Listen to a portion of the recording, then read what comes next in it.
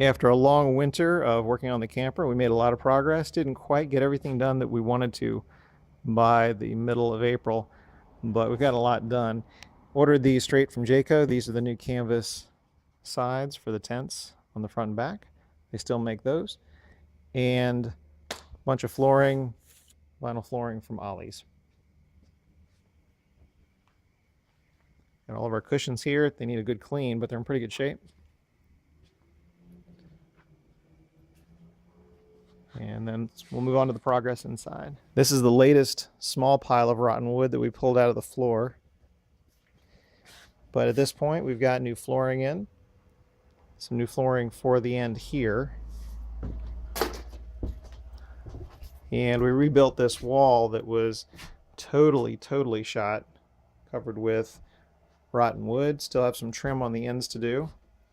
The cushions right there are just leaning up against that forward low wall. They came from something else. And as far as the ceiling, everything has been drying out since last October, so everything is bone dry. But we've got some more finish and trim to do up there. And we're coming along really well. After a lot of thought and discussion and sketches, we're going to change the design here just a little bit. The way this originally came was there was a shelf that came out across here and then went down like this, and there were some circles here for some storage. What we're going to do is we're going to run this wood here straight to the back. That way we've got a bunk going straight across here without having to change the dinette. We'll still have the circular seating and a spot here for the table. And then for the back side here, we'll have some more cushions behind the cushions that go right here. Just another view of the flooring.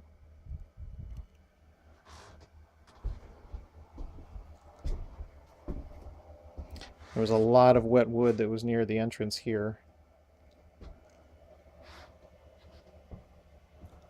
And just kind of an overview.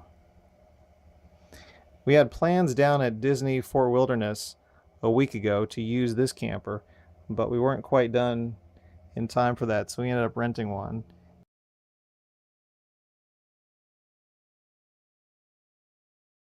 And just got back a day or two ago.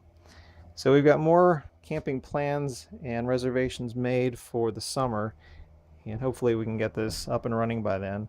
The next trip is planned for the end of next month, and I think we can make this work by that point. I changed the orientation of the boxes in here just a little bit. They used to be attached fully to the floor, but we had some supports and some strength on the back, so I moved the inverter over to that back panel, and that opened things up just a little bit more. Everything is still wired the same. I didn't change any of the connections or the wiring there. We have the door panels, all of these cabinet doors we have tucked away. We moved them, so we had room to work on this stuff.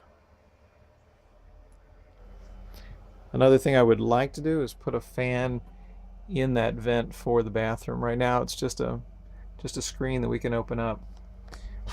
But I would like to expel the air there and create a little white noise because it's kind of tight in here.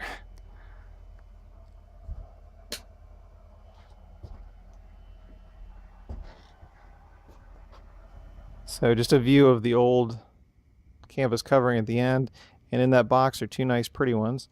That should make a big difference when we put those on. Still need to get a new battery for the front. And as far as the trim here, this was compromised at some point, which caused a lot of the water damage up front. So most likely this will be a Turnabond. We'll get some stuff on there and run that up to the top. The guy we bought this from had recoated the roof, so we've got a pretty good covering on the roof, but I think I'll also use a two-part epoxy roof sealant up there probably in the next few weeks. Just another view of this side. We did use the heater in here during the winter a little bit. We've got some burn marks, not burn marks, but some soot marks here. This garage is pretty massive, so we weren't too concerned about the fumes in here. We also left a door open. And the heater worked fine. The gas heater worked fine for a while, And last time we were in here, it didn't want to kick on, so that's something else to track down.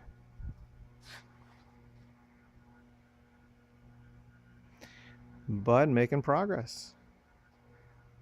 Just a quick update video.